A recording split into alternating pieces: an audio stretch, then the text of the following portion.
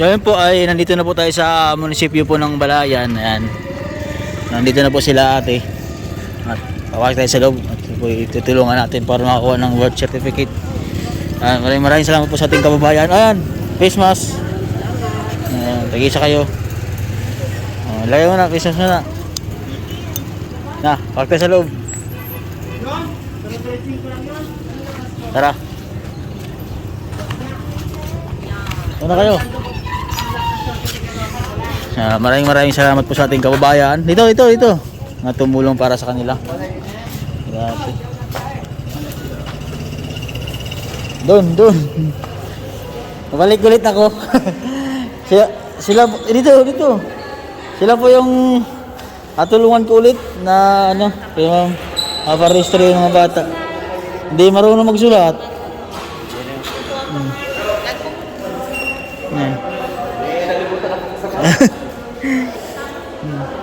Ano po?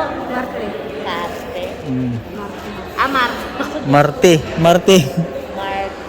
Kaya po. Tatlo po yan. Barangay ano po sila? Barangay. Putol. Abayon.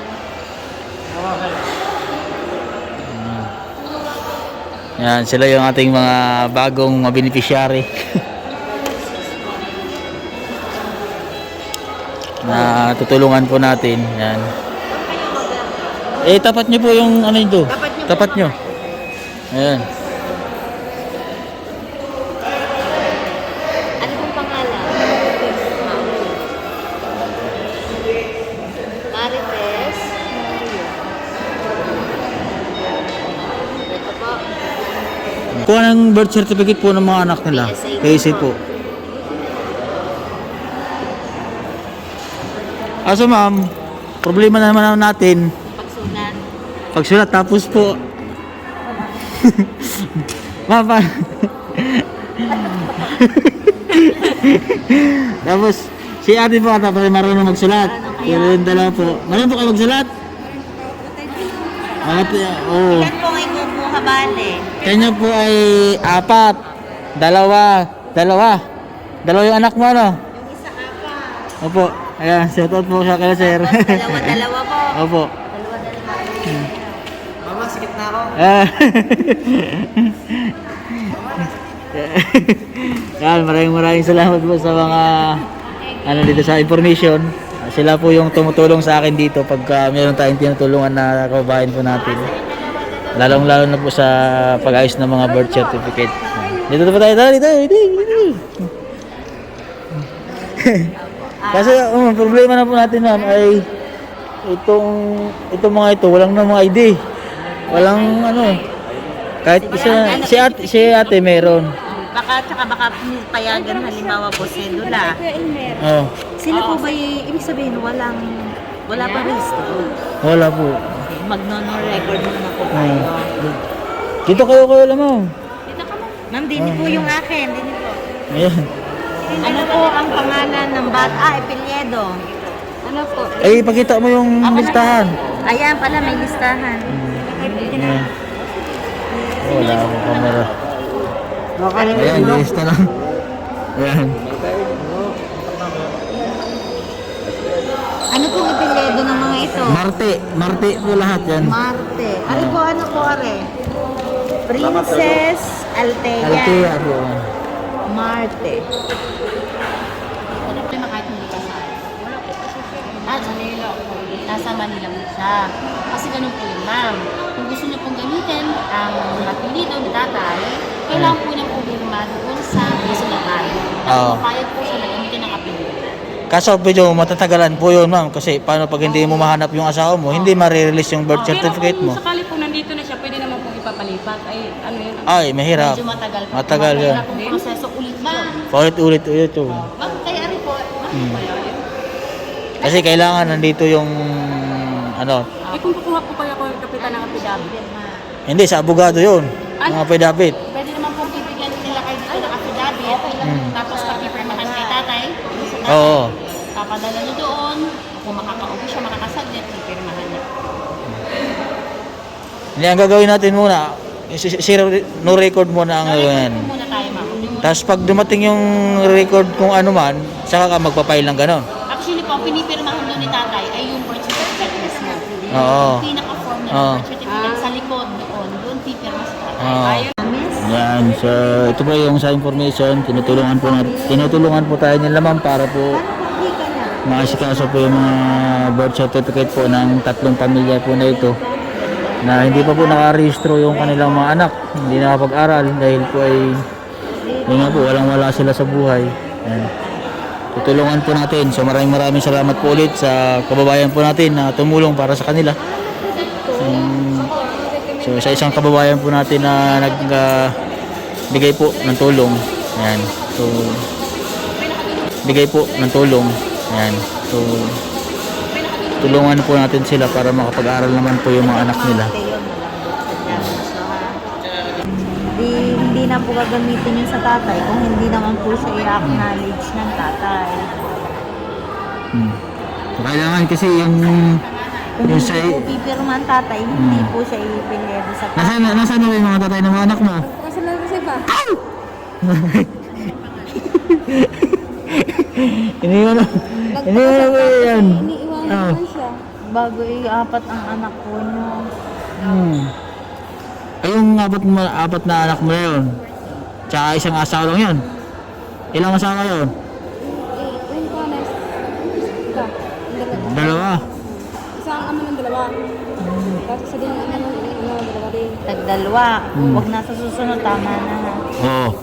O si ma'am na nagsabi ha. Oo. Kung mapaibig uli, Oo. tama na ang anak. Ay, ang problema, baka parang may pag-ibig na ulit si Ate Maricar. Mayroon ka na ba ang ulit pag-ibig Ate Maricar? Ha? Po yung i-request po natin muna ay share record po muna ito. Para Dira, Kiyo ata yan eh. Di na malambot. Ng asawa niya. Hindi. Eh kasi di ba hihingahan sila ng ID o nagpakahistro. Meron naman din po. So dapat magmamatch doon sa ilalagay. Oo. Kasi yung po lalabas na doon, kaya dapat tama po yung Spelling. spelling. Ayun po, dapat. Oh, yan kasi yung lalabas dyan. Pag pumaling ibinigay niyo dito, tapos sa ID po niya at sa birth certificate niya, magkaiba, meron po uling sa, hindi po yun ang register po niyo ay sala. Sala. Yung susundin, yung nandito. Opo, ito po kasi yung lalabas na, yun ang record. Oo. Kudira ata, parang kay ata yan. Kiyo ata yan eh. Oo. Kudira eh. Kodera, Penisian. Si nga po si. Oo. Si po na. Si Prof. Si you o si Yan, ako na. Para po kasi, ID niyo po. para pa yung spelling po ng Ayan. kabayo. Ano po? Bayad na po tayo dito. Welcome po. Pasalamat kayo kay ma'am. Oh, salamat din niyo, pasalamat kay ma'am. Ayan, nagsulat. Tara. Maraming salamat po ma'am. God bless po. O, dito tayo magbabayad. Dito. Oh. Ito, may pera kayong dala. Dahan kayo, iki. Ayan. So, tulungan mo natin. Ayan. Dito tayo.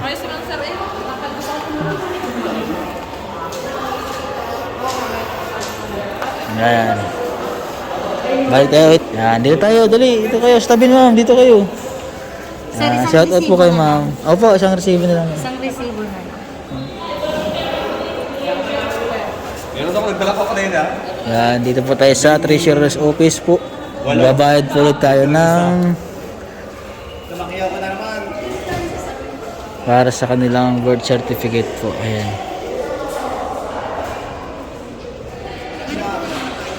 Sir, inyo na lang. Ano sa Opo. Pangalan po? Ring na lang po, ring. Mura-mura dito ma'am ano. Doon na yan medyo mataas doon ano. Sa PSA na Opo. po nalagay.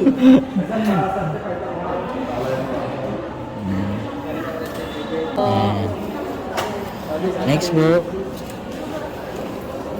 Dito naman po. May mga isang linggo pa po kaya. 20 po po. Sa 22, malalaman. Sa 22? Oo, ayun o. Ayan tayo, dali. Next counter tayo. Sige. Ayan.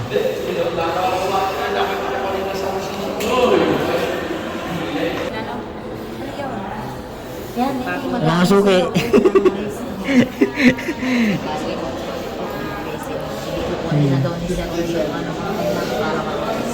Para isahan na lang. 1, 2. Ilang taon na yung ipaparehistro? Ilang taon na yung ipaparehistro? Anim. Narinabang ko nito. Yan na po. Sa inyo po, meron din. Sige po. Kailangan po kasi natin ng dokumento na magpapatunay na pinanganak po sila dito sa Bala. Kaya po iniingat ko po kayo kung kayo may record ng bata sa barangay Center. o kaya sa center. Hindi nyo po pinatuturukan simula nung ipinanganak. Wala akong mga kayong gamot doon, kahit yung mga polio, yung mga turok po sa center. Gamot sa bulate. Barangay. Ay, meron na sa kurate na gagawin ng Oo, yun. Yung mga turok po galing po sa barangay, yung record po sa barangay. Ay, meron na po. Meron po. Kasi mga vitamins. Oo, yun. Oo, may record kayo. Kasi mga vitamins meron, saka sa gamot. Oo. Ang Dulo kasi doon, din ang anabok na ano. Hindi, pinupuntahin sila natin, bibit. Hindi kung ano yung sensus. alam niyo na si Bebe. Oo. Pag na ano nila kayo. Sa inyo po ate, ilang taon na din niya? Ano po? 3 years old po lang naman. Tsaka 7 months. 3 and 7.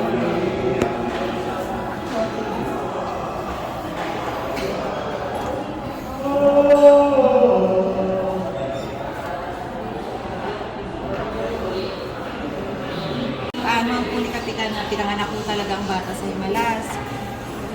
Akitay niya po. Kapitan. O, pirmahin mo. Pirmahin yan. Pag po nakuha nyo na yung negative po na PSA, yung in-apply nyo mo dito, Kasi hindi Palit-palit na lang. Palit-palit. Pwede ko kayo ang magsama-sama. Kayo inyong magkakapartner. Mas dapat po 2 tao na hindi ko pa magkaka. Tapos yung isa po, yung sinasabi ko nga po sa inyo, yung record po sa barangay, inyong hihiramin, ipase-xerox, ipapapirmahan mo ninyo sa BHW. Ibig sabihin po noong may pirma nila, pinapatunay po nila yun na galing po yung sa kanila. Sa iyo ate ay 3 years old. Akin niyo po ay 6. Wala na pong kasamang mga bata.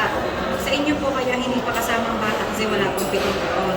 Pagka po 7 taon na, kailangan mo isama natin ang bata.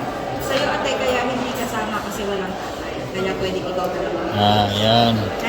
Di pagka po meron na, saka nyo pa naman po gagawin yung sa affidavit pagka bumalik kayo sa 22. May record. Lahat po yun. Di ba sa 22, dapat meron na po kayong certification sa barangay at saka yung record. Okay, ito na po lahat. Bago kailangan po ay nanay at tatay ang pupunta at saka po ang nagpaanak sa inyo. Dito. Ako. Sa inyo po, kayo lang po at saka yung nagpaanak. Pareho lang po ba nagpaanak sa inyo tatlo? Iba-iba. Nanay niya. Nanay ko lang po lahat. Ako, may isasama po natin si nanay. Siya po ang pipirma doon sa ano po, sa nagpaanak. Ang nanay niyo po ba ano? Hilot o? Hilot. Lumabas na na. Hilot. Hilot po na pero wala pang hindi okay. Okay na yun. Oo. Hilot po na siya. Yun po, di ba sa ho, isasama ninyo pagka hindi kasal, nanay at tatay, magdadala po ng tag-isang ID, tsaka po yung nagpaanak, magdadala din po ng ID. Sa'yo naman, ikaw lang, tsaka yung nagpaanak sa iyo, ID din, ID. Sige. Di bago po kayo bumalik pagka po sa 22. Okay na po. Salamat po. Precious. Suging-suging na. Pasensya na. Ayan. Tapos na kami. Hintay na po kami dito. So ayun po. Tapos na po kaming mag-asikaso po ng mga registro po nila. Pero po ay babalik pa kami sa 22 para po malaman yung mga record. So ang ni-request po namin ngayon ay 0 po. Yung 0 record muna po yung aming inayos ngayon. So sa dito po ay malalaman po kung ano po yung mga kailangan naming requirements. Sakay po ako po, tricycle. Pauwi na po kami. Yan, pasalamat kayo dun sa ano. Sa Sir, maraming salamat po, sir. Malapit na po kung ano yung tinulong niyo sa amin. Ayan. So Salamat po, sir, ulit. maraming salamat po daw sir sa tulong niyo po. Ayan po. God bless po mga kabayan. Magandang hapon po sa atin lahat.